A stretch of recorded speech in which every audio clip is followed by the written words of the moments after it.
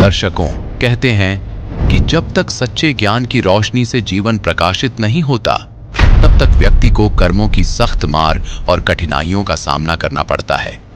शास्त्र विरुद्ध साधनाओं के चलते लोग दुख और परेशानियों में घिर जाते हैं और वास्तविक शांति की खोज में दर दर भटकते हैं।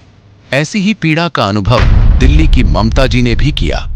पारंपरिक भक्ति और पूजा पाठ के बावजूद इन्हें न तो सुकून मिला और न ही मानसिक शांति मिली।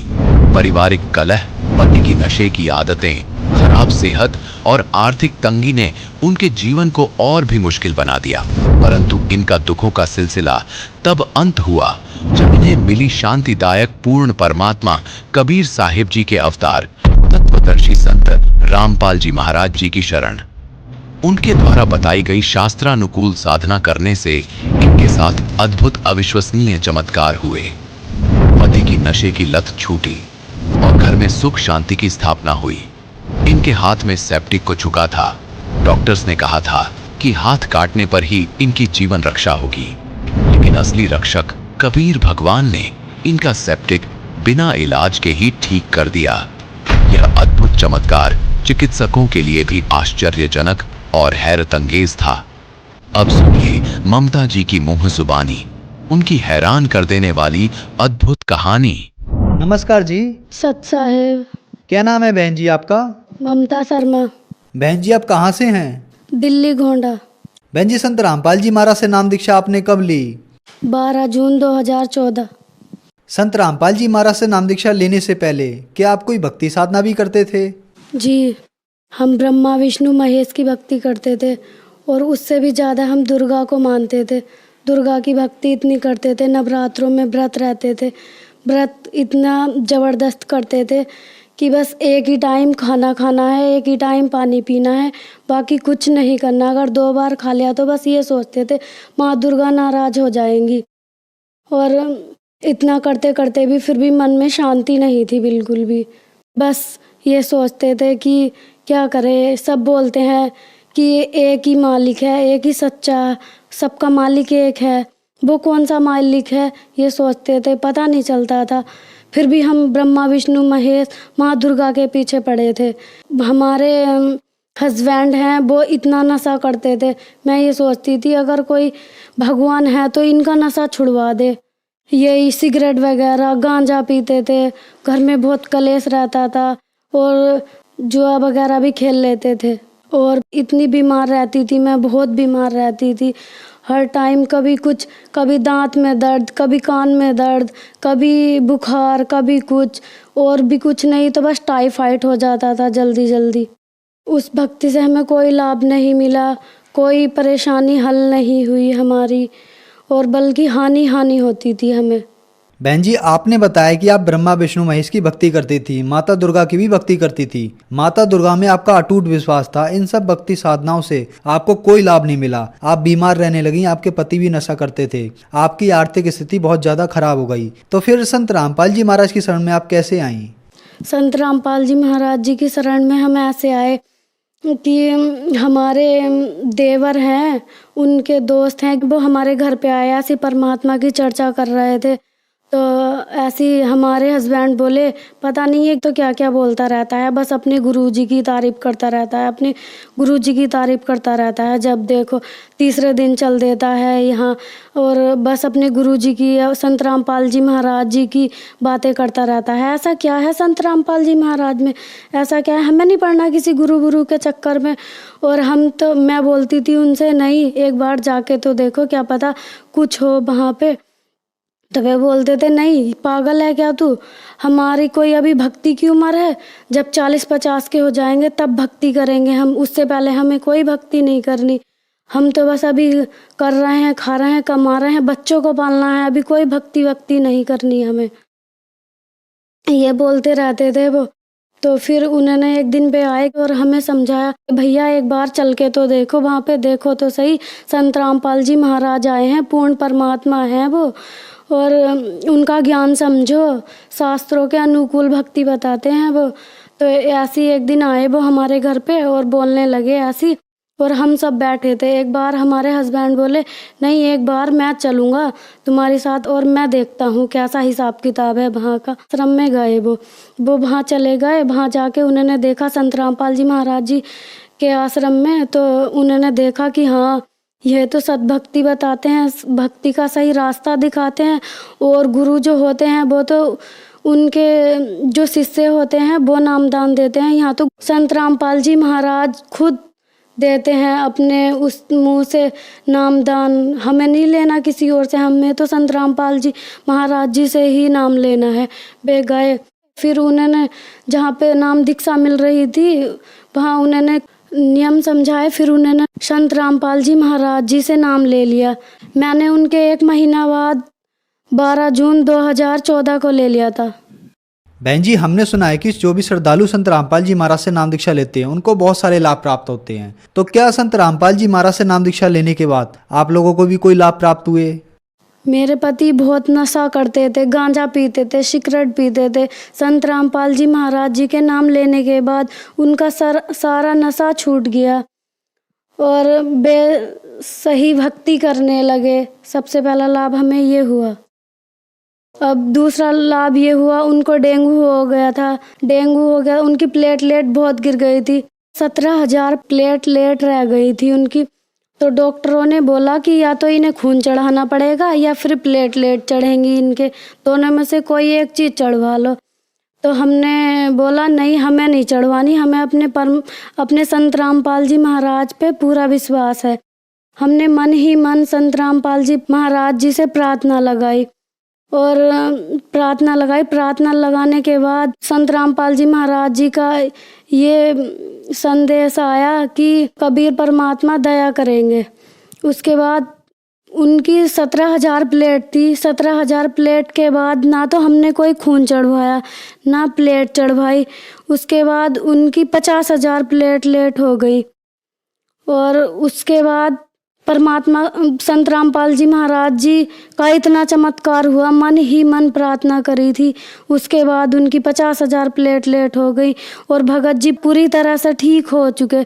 और डॉक्टर बोले ये तो कोई चमत्कार है, ना तो उनके खून चढ़ा ना कोई उनके प्लेट चढ़ी, ये तो भाई तुम्हारा कोई चमत्कार है। तो हमने बोला ये हमारे परमात्मा का चमत्कार है, संत रामपाल जी महाराज जी का चमत्कार है। और एक बार मेरे हाथ में सेप्टिक हो गया था 2016 में। सेप्टिक होने के बाद हम गए डॉक्टर के पास। डॉक्टर देख के ही मेरे हाथ को दंग रह गए और बोला डॉक्टर ने, अरे ये क्या हुआ तुम्हारे हाथ में, तुम्हारे हाथ में तो बहुत ज़्यादा सेप्टिक है, सेप्टिक कितना होगा। डॉक्टरों ने कहा अरे नहीं, ये अब ठीक नहीं होगा, तुम्हारा हाथ तो काटना ही पड़ेगा। हमने परमात्मा से प्रार्थना लगाई संत रामपाल जी महाराज जी से। संत रामपाल जी महाराज जी ने कहा कबीर परमात्मा दया करेंगे, भक्ति करो अपनी। तो उसके बाद मेरे हाथ में इतना आराम आ गया संत रामपाल जी की दया से कि मेरा हाथ सही होता ही चला गया, फिर एकदम सही हो गया। बल्कि हमारे डॉक्टर तो यूँ कह रहे थे कि तुम्हारा हाथ तो काटना ही पड़ेगा, इतना ज़्यादा सेप्टिक हो गया है तुम्हारे हाथ में, इसे कोई बचाने वाला नहीं है। हमने बहुत केसेस देखे हैं ऐसे कि सेप्टिक हो जाता है और फिर ठीक नहीं होता। इतना हो गया था कि यहाँ से इसे काटना पड़ता और ये उंगली भी मेरी चलती नहीं थी, बिल्कुल जाम हो गया था हाथ।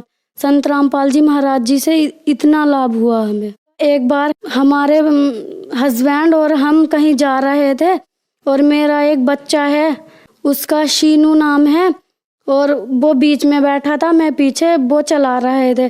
तो एक मोड़ पे मोटरसाइकिल फिसल गई। उसके बाद फिसलने के बाद हम दोनों, मेरा बच्चा और मैं, गिर गए और इतनी तेज गिरे कि मेरे बेटे के सर में इतना मोटा फोड़ा हो गया।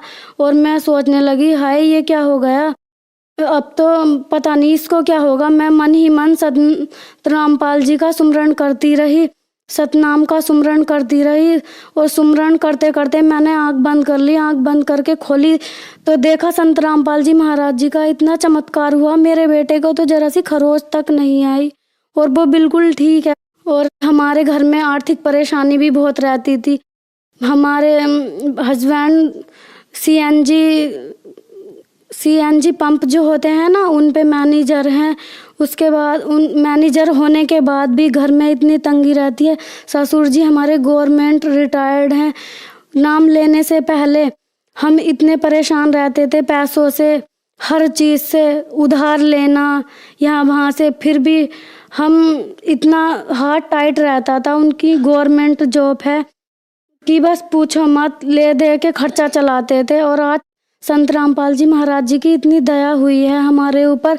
2 मकान हैं हमारे, गाड़ी भी है हमारे, यहाँ पे सब कुछ है। परमात्मा की इतनी दया है हमारे ऊपर। और लाभ ये है कि एक बार 2017 में मेरे बच्चेदानी में गांठ हो गई थी। मेरे 106 mm की गांठ थी, दर्द होता था मेरे बहुत। डॉक्टरों ने मेरा अल्ट्रासाउंड करवाया।